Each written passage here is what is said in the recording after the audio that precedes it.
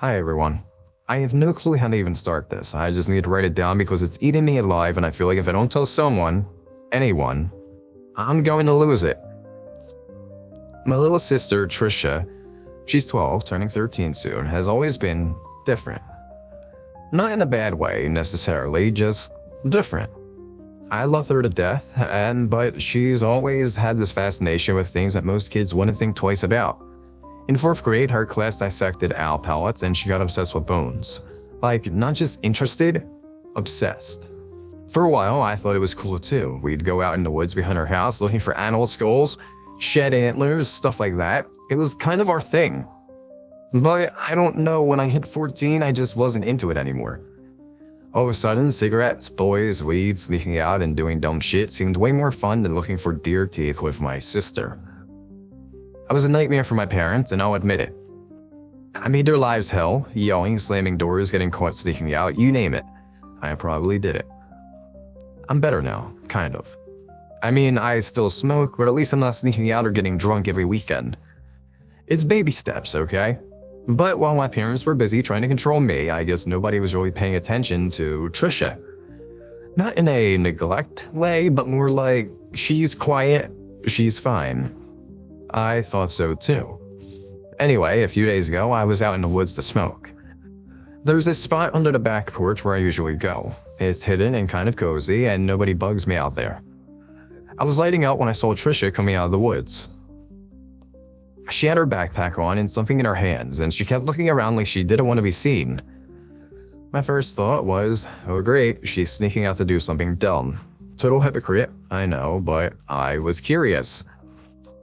I waited until she went back inside before I followed the path she came out of. It wasn't super obvious, not like a trail, but it had definitely been walked enough to leave a mark. It led to this little clearing by the creek, a spot we used to go to when we were younger. And then I saw it. There was this lean-to, like a fort made of sticks and twinned fabric, propped against a big rock. At first, I thought it was just some hideout she made, but when I got closer and looked inside, I almost threw up. There was a big flat rock inside, and it was covered in dry blood. Around it were bits of animals, like mangled animals. A bird with its wings ripped off, half a rabbit, a raccoon's head, little bones and vertebrae scattered everywhere. And the smell. It smelled like rot, even though it was cold. I just stood there, staring. My brain couldn't catch up with what I was seeing. My first thought was, this isn't Trisha. I mean, she's weird, but not this weird, right? But then I thought about her coming out of the woods with her backpack, looking all nervous, and I felt sick. I ran back into the house. I don't even know how long I was out there, but when I got inside, there she was, sitting on the couch with her phone like nothing had happened. Where were you? I asked. My voice cracked a little, and I hated how obvious I sounded. She glanced up at me and shrugged. The woods. I didn't know what to say. My head was spinning. I grabbed my bag and turned toward the door, thinking I'd head back to the lean-to and take pictures. But as I reached for the handle, Trisha's voice stopped me cold. You're not going back out there. It wasn't a question. I turned around slowly. She was still sitting on the couch, her phone abandoned on the cushion next to her, her hands resting in her lap like she'd been waiting for me to look at her. Why not? I asked, trying to sound casual, like my heart wasn't pounding in my chest. Her head tilted slightly, and for a second she looked almost sad. You shouldn't mess with it. I felt like the air had been knocked out of me. Mess with what? She didn't answer right away. Her eyes drifted toward the window, where the woods stretched out in every direction. Bare branches against the gray sky. You don't understand, she said quietly. It doesn't like being watched. What doesn't like being watched? I demanded, louder than I meant to. My voice cracked on the last word, and I hated how scared I sounded. She looked back at me, her face calm. I was blank. It doesn't have a name. Or if it does, I don't know it. I stared at her. Trisha, what are you talking about? Her fingers fidgeted with the hem of her sweatshirt, twisting the fabric into little knots. For the first time, she looked her age. Like a little nervous kid trying to explain something she didn't really understand. It's just there, she said. It's been there for a long time, longer than us. I found it a long time ago. You never saw it. It doesn't like being watched.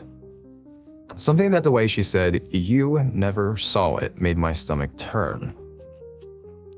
"Are you trying to scare me?" I asked, but the words felt hollow. "No," she said quickly. "I wouldn't do that to you." I wanted to believe her, but my legs felt shaky, like I might collapse if I didn't sit down. I took a step toward her, but she flinched, like she thought I might hit her.